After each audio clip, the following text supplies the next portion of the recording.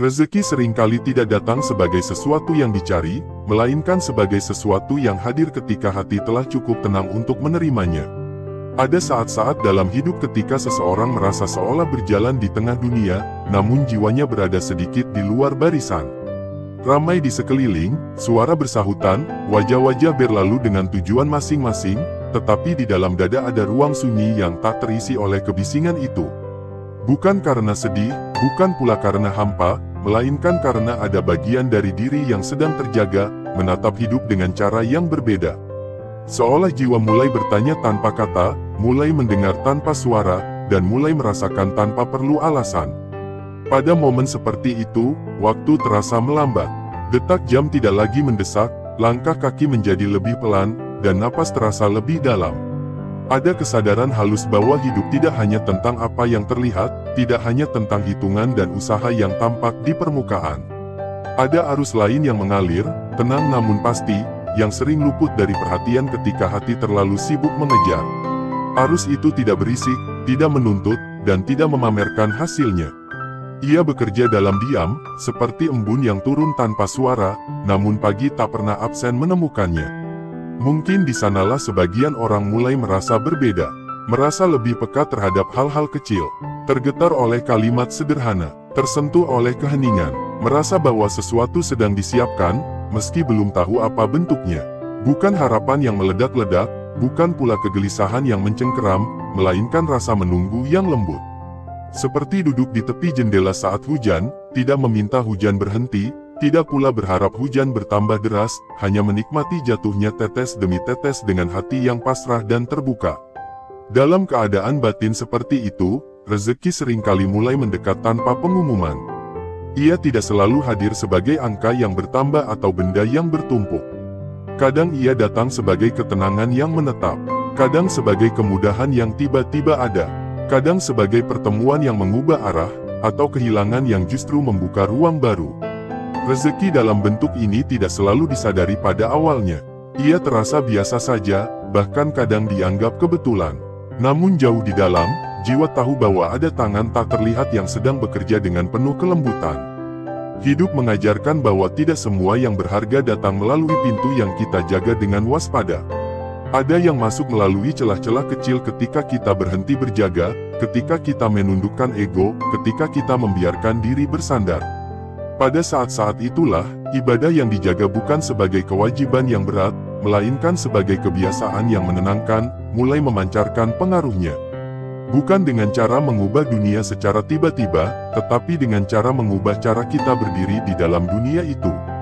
Ada orang-orang yang tidak merasa sedang mengejar apapun, tetapi hidupnya terasa cukup. Langkahnya ringan, wajahnya teduh, ucapannya tidak tergesa. Jika ditanya rahasianya, mungkin ia sendiri tidak bisa menjelaskannya dengan kata-kata. Karena yang ia lakukan hanyalah menjaga hubungan yang sunyi itu, hubungan yang tidak membutuhkan saksi, tidak membutuhkan tepuk tangan, dan tidak membutuhkan pengakuan. Hubungan yang dirawat dalam diam, seperti merawat api kecil agar tetap menyala tanpa harus membakar apapun di sekitarnya. Di titik tertentu, jiwa mulai memahami bahwa rezeki bukan semata tentang apa yang masuk ke tangan, tetapi tentang apa yang tinggal di hati. Ada kekayaan yang membuat seseorang semakin gelisah, dan ada kecukupan yang membuat seseorang merasa pulang. Perbedaan keduanya tidak terletak pada jumlah, melainkan pada keadaan batin yang menyertainya. Ketika hati selaras dengan apa yang dijalani, dunia seolah ikut menyesuaikan diri.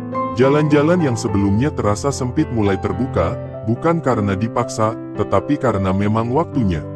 Mungkin itulah sebabnya, sebagian ibadah terasa seperti jeda. Jeda dari keinginan yang tak ada ujungnya.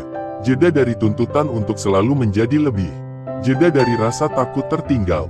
Dalam jeda itu, jiwa beristirahat, dan dari istirahat itulah muncul kejernihan. Kejernihan yang membuat seseorang tahu kapan harus melangkah, kapan harus berhenti, dan kapan harus menerima. Tanpa sadar, keputusan-keputusan yang diambil dari kejernihan ini membawa pada kemudahan yang tidak direncanakan. Ada keindahan tersendiri ketika seseorang menyadari bahwa ia tidak sendirian dalam mengarungi hidup. Bukan dalam arti ditemani oleh banyak orang, tetapi dalam arti dijaga oleh sesuatu yang lebih dalam, lebih luas, dan lebih penuh kasih daripada apapun yang bisa dibayangkan. Kesadaran ini tidak datang dengan suara lantang. Ia datang seperti rasa aman yang tiba-tiba hadir di tengah ketidakpastian.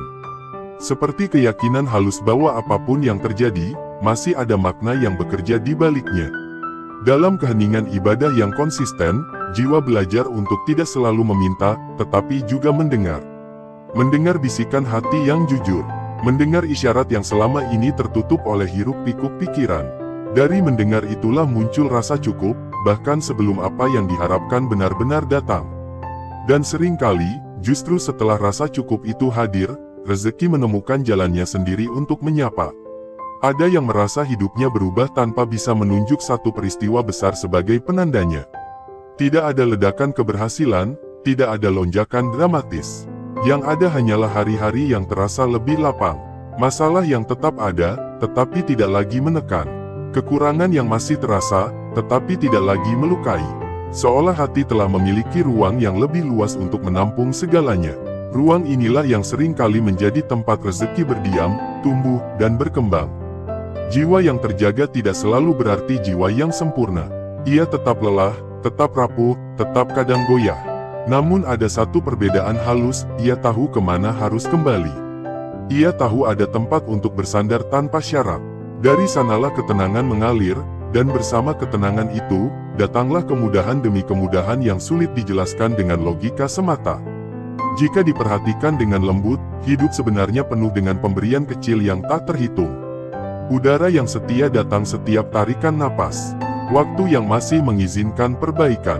Kesempatan untuk diam dan merenung. Semua itu adalah rezeki yang sering terabaikan karena tidak dibungkus dalam bentuk yang mencolok. Ibadah yang dijaga dengan hati yang hadir membantu jiwa untuk melihat kembali pemberian-pemberian ini, dan dari melihat itulah rasa syukur tumbuh tanpa dipaksa. Syukur yang lahir dari kesadaran, bukan dari perbandingan, memiliki kekuatan yang sunyi. Ia tidak berisik, tidak menuntut balasan, dan tidak merasa lebih tinggi dari siapapun. Syukur seperti ini membuat hati lapang, dan kelapangan hati adalah ruang yang paling ramah bagi rezeki untuk singgah. Bukan hanya singgah, tetapi juga menetap dengan damai. Mungkin pendengar yang sedang berada di sini merasakan sesuatu yang serupa. Perasaan berada di ambang pemahaman, seolah ada pintu batin yang mulai terbuka perlahan. Tidak ada dorongan untuk berlari, tidak ada keinginan untuk membuktikan. Yang ada hanyalah rasa ingin menjaga, merawat, dan tidak melepaskan. Karena jauh di dalam, ada keyakinan lembut bahwa apa yang dijaga dengan tulus tidak akan pernah sia-sia. Dalam keheningan itulah, jiwa mulai siap melangkah lebih dalam. Bukan untuk mempelajari sesuatu yang baru, melainkan untuk mengingat kembali sesuatu yang sebenarnya telah lama hadir. Seperti menyusuri jejak-jejak halus yang selama ini setia menemani, menunggu untuk disadari sepenuhnya. Dan ketika kesadaran itu mulai menyala, satu demi satu pintu kecil akan terbuka dengan sendirinya, mengajak hati menyelami makna yang lebih dalam, dengan langkah yang tenang, napas yang lembut, dan rasa percaya yang tumbuh alami. 1. Salat tepat waktu. Ada sebuah ketenangan yang hanya bisa dirasakan ketika seseorang berhenti menawar waktu dengan Tuhannya.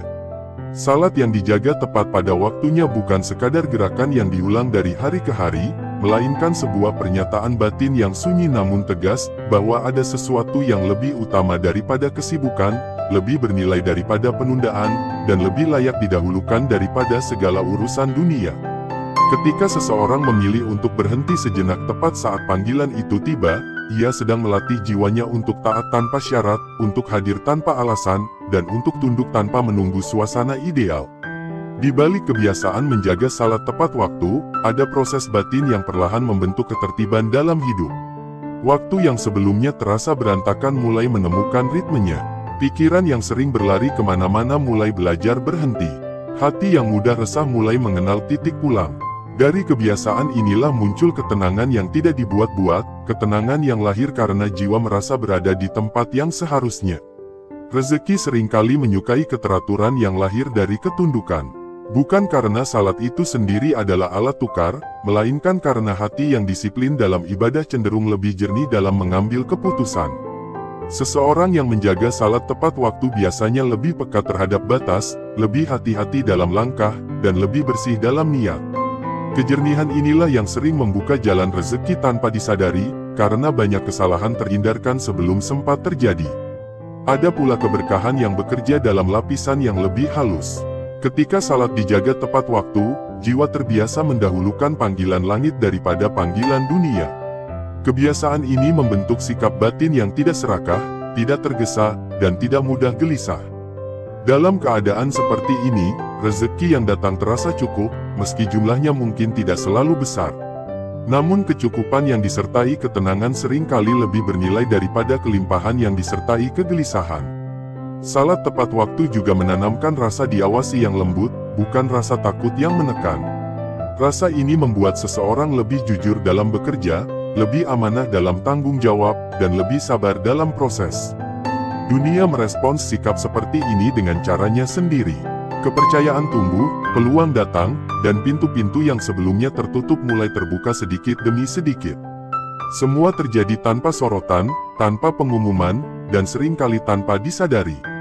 2. Istighfar. Istighfar adalah bisikan pengakuan yang jujur dari seorang hamba yang menyadari keterbatasannya. Ia bukan hanya ucapan di lisan, tetapi getaran penyesalan yang lembut di dalam dada.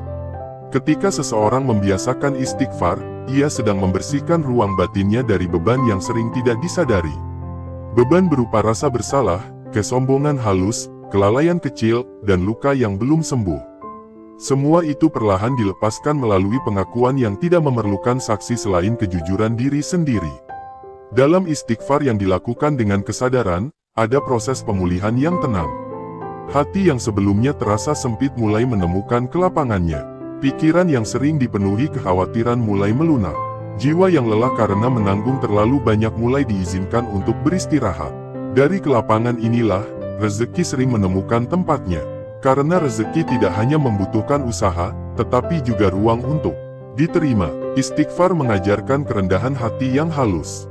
Seseorang yang terbiasa memohon ampun tidak mudah merasa paling benar, tidak cepat menyalahkan keadaan, dan tidak keras pada dirinya sendiri. Kerendahan hati ini membuat hidup terasa lebih ringan. Ketika hidup terasa ringan, langkah menjadi lebih mantap. Keputusan diambil dengan kepala dingin. Hubungan dengan sesama menjadi lebih hangat. Semua ini secara alami membuka jalur-jalur rezeki yang sebelumnya tertutup oleh kekakuan hati. Ada pula rahasia lain yang bekerja dalam diam. Istighfar yang konsisten seringkali menghapus penghalang-penghalang yang tidak terlihat. Penghalang berupa niat yang tercemar, cara yang keliru, atau sikap batin yang tidak selaras. Ketika penghalang ini tersingkir, rezeki mengalir lebih mudah, seolah jalan yang sebelumnya berliku kini diratakan. Banyak orang merasakannya sebagai kemudahan yang datang tiba-tiba, padahal sesungguhnya ia adalah hasil dari pembersihan yang berlangsung perlahan. Dalam kebiasaan istighfar, seseorang juga belajar menerima masa lalu tanpa terjebak di dalamnya. Ia tidak menyangkal kesalahan, tetapi juga tidak tenggelam dalam penyesalan. Sikap ini melahirkan kedewasaan batin yang membuat seseorang siap menyambut masa depan dengan lebih tenang. Rezeki yang datang kepada jiwa yang matang biasanya bertahan lebih lama, karena ia disikapi dengan syukur, bukan dengan ketakutan kehilangan. 3. Salat duha. Salat duha adalah pertemuan sunyi di antara kesibukan pagi, ketika dunia baru saja mulai bergerak dan harapan masih terasa segar. Ibadah ini memiliki nuansa yang berbeda. Ia tidak datang di tengah kelelahan, melainkan di awal usaha. Ia seperti doa yang diselipkan di sela langkah, mengingatkan bahwa apapun yang akan dijalani hari itu tidak sepenuhnya berada dalam kendali manusia. Dalam salat duha, ada pengakuan halus bahwa rezeki bukan hanya hasil kerja keras, tetapi juga anugerah yang membutuhkan izin. Ketika seseorang meluangkan waktu untuk salat ini, ia sedang menata ulang orientasi batinnya. Ia bekerja, berusaha, dan merencanakan, tetapi tidak menggantungkan hasil sepenuhnya pada dirinya sendiri. Sikap inilah yang sering membuat rezeki terasa lebih ringan, karena tidak dipikul sendirian. Salat duha menumbuhkan rasa cukup sejak pagi hari. Sebelum tuntutan datang bertubi-tubi, sebelum perbandingan mulai bekerja, hati sudah diisi dengan rasa syukur dan percaya. Rasa ini menjadi pelindung yang lembut sepanjang hari. Ketika hasil tidak sesuai harapan, hati tidak runtuh. Ketika keberhasilan datang, hati tidak sombong. Keseimbangan ini membuat aliran rezeki lebih stabil, tidak naik turun secara ekstrim. Ada ketenangan khusus yang lahir dari kebiasaan salat duha. Ketenangan ini memengaruhi cara seseorang berbicara, bekerja, dan berinteraksi. Orang lain merasakannya sebagai aura yang menenangkan, meski tidak bisa menjelaskannya. Dari sinilah sering muncul peluang-peluang yang tidak dicari. Kepercayaan diberikan, bantuan datang, jalan keluar terlihat. Semua seolah mengalir mengikuti ketenangan batin yang telah lebih dulu hadir. Salat duha juga melatih kesadaran bahwa pagi bukan hanya tentang mengejar, tetapi juga tentang menyerahkan. Penyerahan ini tidak melemahkan usaha, justru menguatkannya. Karena usaha yang disertai penyerahan biasanya lebih jujur, lebih sabar, dan lebih konsisten. Rezeki yang datang dari jalur seperti ini seringkali membawa rasa aman yang menetap, bukan sekadar kepuasan sesaat. 4. Sedekah. Sedekah adalah bahasa hati yang percaya bahwa memberi tidak pernah benar-benar mengurangi. Ketika seseorang bersedekah, ia sedang melawan bisikan ketakutan yang paling mendasar, ketakutan akan kekurangan. Dengan memberi, ia menegaskan keyakinannya bahwa rezeki tidak berhenti pada apa yang terlihat di tangannya. Ada sumber yang lebih luas, lebih dalam, dan lebih setia daripada apapun yang bisa dihitung. Dalam sedekah yang tulus, ada pelepasan yang menenangkan. Pelepasan dari keterikatan berlebihan, dari kecemasan menumpuk, dari keinginan menguasai. Hati yang terbiasa memberi menjadi lebih lapang. Kelapangan ini membuat hidup terasa lebih ramah. Masalah tetap ada, tetapi tidak lagi terasa menyesakkan. Dari kelapangan inilah, rezeki sering kembali dengan cara yang tak terduga. Sedekah juga membersihkan niat dalam mencari rezeki. Seseorang yang gemar memberi biasanya lebih berhati-hati dalam cara mendapatkan. Ia tidak ingin apa yang diberikannya tercemar oleh sesuatu yang tidak bersih. Sikap ini membuat jalur rezekinya lebih jernih. Meski mungkin tidak selalu cepat, tetapi ia cenderung stabil dan membawa ketenangan jangka panjang. Ada hubungan halus antara sedekah dan rasa dicukupkan. Orang yang memberi dengan ikhlas seringkali merasa kebutuhannya selalu terpenuhi, meski tidak selalu berlimpah. Ini bukan ilusi, melainkan hasil dari perubahan cara pandang. Ketika hati tidak lagi fokus pada apa yang kurang, ia menjadi lebih peka terhadap apa yang sudah ada. Kepekaan ini melahirkan syukur yang hidup, dan syukur adalah magnet yang sunyi namun kuat. Sedekah juga menumbuhkan empati yang mendalam. Dengan empati, hubungan antar manusia menjadi lebih hangat. Dari hubungan inilah sering lahir rezeki dalam bentuk dukungan, doa, dan kemudahan. Dunia merespons kebaikan dengan caranya sendiri, seringkali melalui jalur yang tidak pernah direncanakan. Semua ini mengalir tanpa suara, seperti sungai yang tenang namun terus memberi kehidupan di sepanjang perjalanannya. 5. Membaca Al-Quran secara rutin. Ada saat ketika jiwa merasa haus, bukan karena kurangnya hiburan, bukan pula karena minimnya pencapaian, melainkan karena ia rindu disentuh oleh sesuatu yang bersih dan jujur. Di saat seperti itu, membaca Al-Quran menjadi seperti air yang menemukan tanah retak. Bukan sekadar bacaan yang dilafalkan, tetapi perjumpaan batin yang perlahan menyentuh lapisan terdalam diri. Setiap ayat yang dibaca membawa getaran yang berbeda, meski maknanya belum sepenuhnya dipahami. Ada ketenangan yang menetap, seolah jiwa diingatkan bahwa ia tidak sendirian dalam menjalani perjalanan ini. Kebiasaan membaca Al-Quran secara rutin membentuk ruang batin yang teduh. Di ruang ini, pikiran yang sebelumnya gaduh mulai mereda. Kekhawatiran yang berputar-putar menemukan tempat untuk beristirahat. Hati yang lelah oleh dunia merasa dipeluk tanpa syarat. Dari keteduhan inilah, rezeki seringkali mengalir dalam bentuk yang paling dibutuhkan, bukan selalu yang paling diinginkan. Karena jiwa yang tenang lebih mampu mengenali mana yang benar-benar memberi kehidupan. Al-Quran yang dibaca dengan hati yang hadir juga perlahan membersihkan cara pandang. Seseorang menjadi lebih sabar menghadapi proses, lebih lapang menerima takdir, dan lebih bijak dalam menilai keberhasilan maupun kegagalan. Cara pandang yang bersih ini memengaruhi langkah-langkah kecil dalam hidup. Keputusan menjadi lebih jernih, pilihan menjadi lebih selaras. Dari sinilah, kemudahan sering muncul tanpa direncanakan. Ada keberkahan yang bekerja dalam diam ketika Al-Quran menjadi teman harian. Rumah terasa lebih tenang, waktu terasa lebih cukup, rezeki yang ada terasa lebih bermakna. Bahkan dalam keterbatasan, hati tidak merasa miskin. Kekayaan batin inilah yang sering menjadi dasar datangnya kecukupan lahir. Karena hidup merespons batin yang damai dengan cara yang penuh rahasia. 6. Berbakti kepada orang tua. Berbakti kepada orang tua adalah jalan yang sering kali sunyi, namun dalam. Ia tidak selalu terlihat oleh dunia, tetapi sangat terasa oleh jiwa. Ada hubungan batin yang tidak bisa diputus oleh jarak, waktu, atau perbedaan. Ketika seseorang merendahkan hatinya di hadapan orang tua, ia sedang melatih dirinya untuk menerima kehidupan sebagaimana adanya. Dari penerimaan inilah, aliran rezeki sering menjadi lebih lancar. Dalam bakti yang tulus, ada pelepasan ego yang halus. Seseorang belajar mendengar tanpa membantah, membantu tanpa menunggu pujian, dan hadir tanpa syarat. Sikap ini membentuk hati yang lembut, dan hati yang lembut lebih mudah disentuh oleh keberkahan. Banyak kemudahan hidup yang datang bukan karena kecerdikan, tetapi karena doa yang mengalir dari hati orang tua yang merasa disayangi dan dihormati. Berbakti juga menumbuhkan kesadaran akan asal-usul. Seseorang yang menghormati orang tuanya biasanya lebih menghargai proses. Ia tidak tergesa ingin sampai, karena ia tahu bahwa setiap langkah memiliki cerita. Kesabaran ini membuat rezeki yang datang terasa lebih kokoh, tidak mudah goyah oleh ujian. Karena ia dibangun di atas fondasi rasa hormat dan kasih yang tulus. Ada keajaiban yang bekerja tanpa suara dalam bakti kepada orang tua. Masalah yang terasa rumit perlahan menemukan jalan keluar. Kesempatan yang tampak jauh mendekat dengan sendirinya. Hati yang sering gelisah menjadi lebih tenang. Semua ini tidak selalu bisa dijelaskan, tetapi jiwa yang menjalaninya tahu bahwa ada doa yang bekerja di balik layar kehidupan. 7. Menjaga niat dan kejujuran.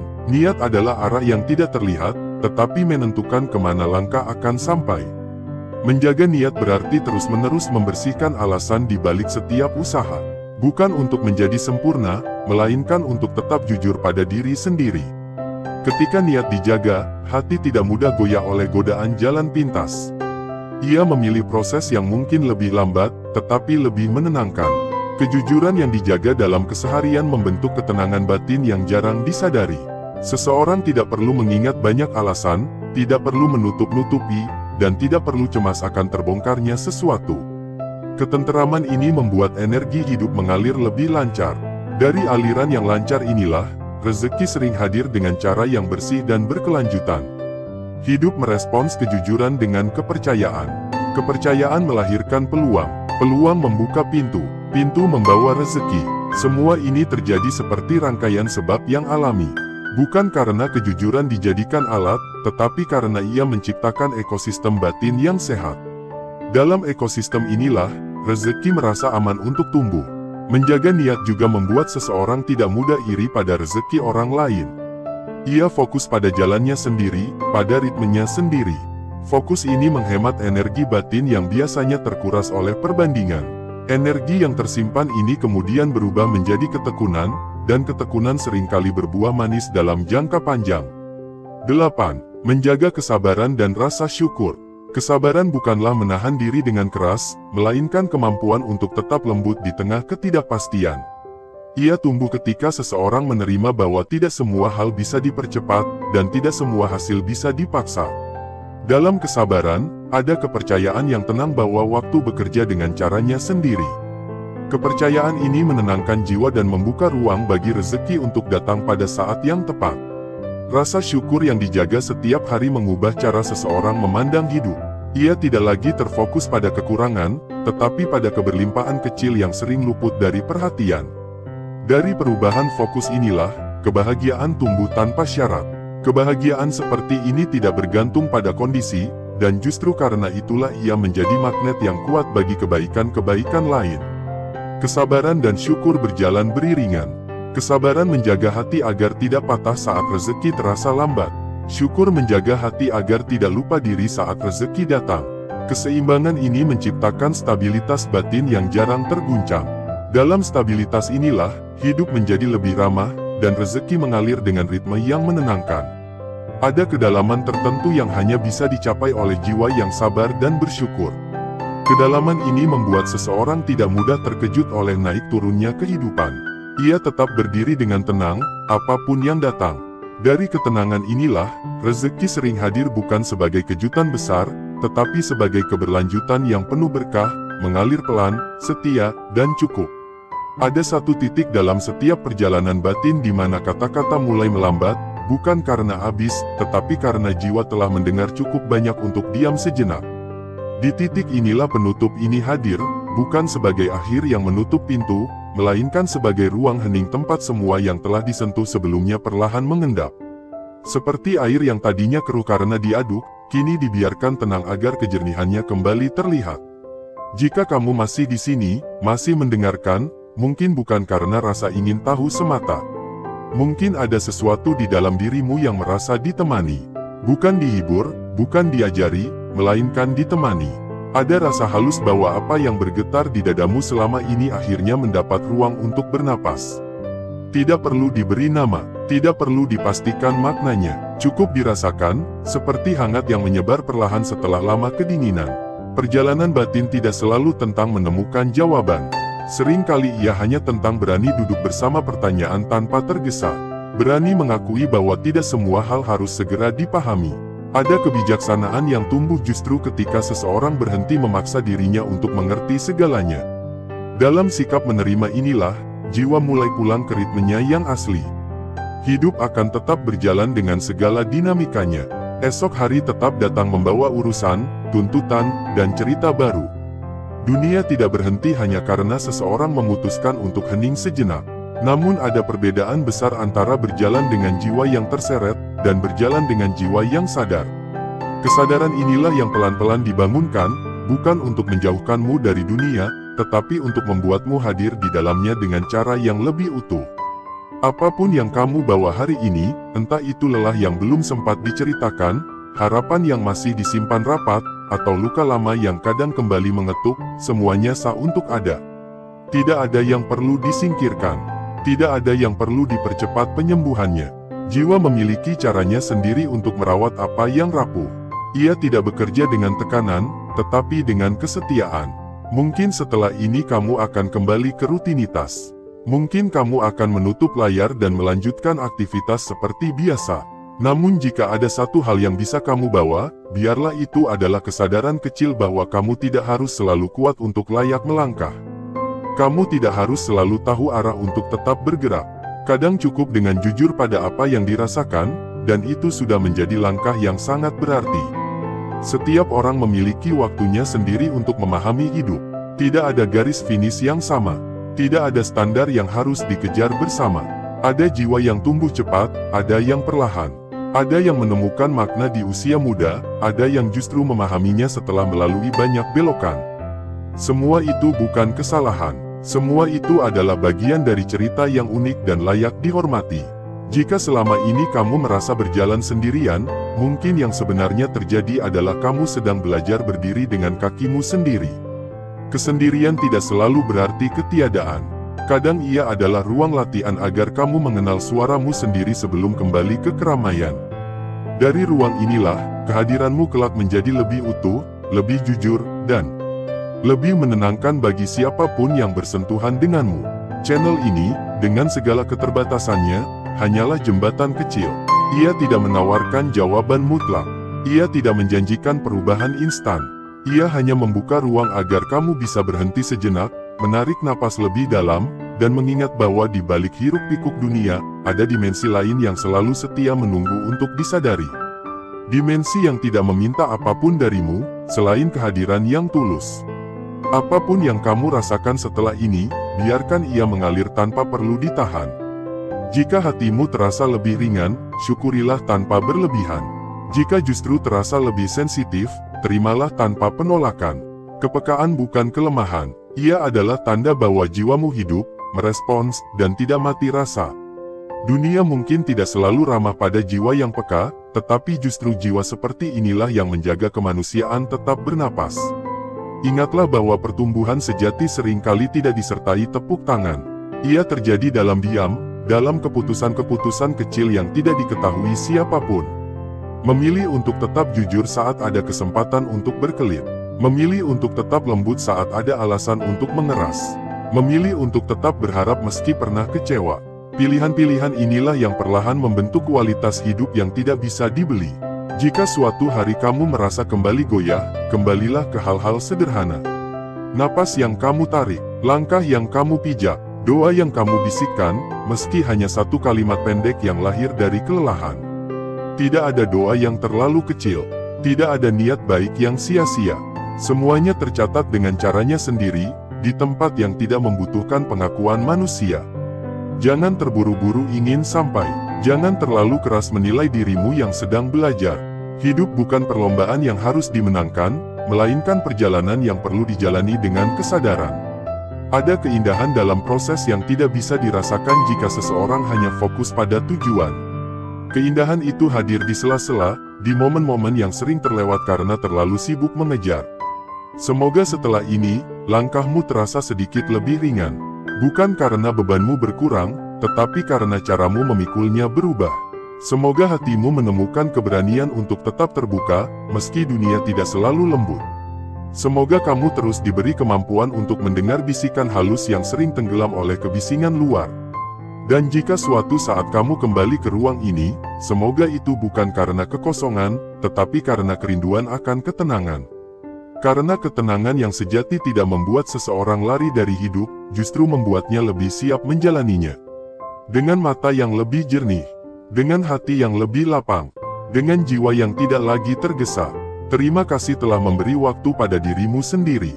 Terima kasih telah bersedia berhenti sejenak di tengah arus yang tidak pernah benar-benar berhenti. Semoga apapun yang kamu temui setelah ini, kamu hadapi dengan kesadaran bahwa kamu tidak pernah benar-benar sendirian. Ada penjagaan yang tidak terlihat. Ada makna yang terus bekerja. Ada rezeki yang mengalir, seringkali tanpa disadari, kepada jiwa yang mau tenang, mau hadir, dan mau percaya. Biarlah penutup ini menjadi bisikan terakhir yang tidak menuntut apa-apa.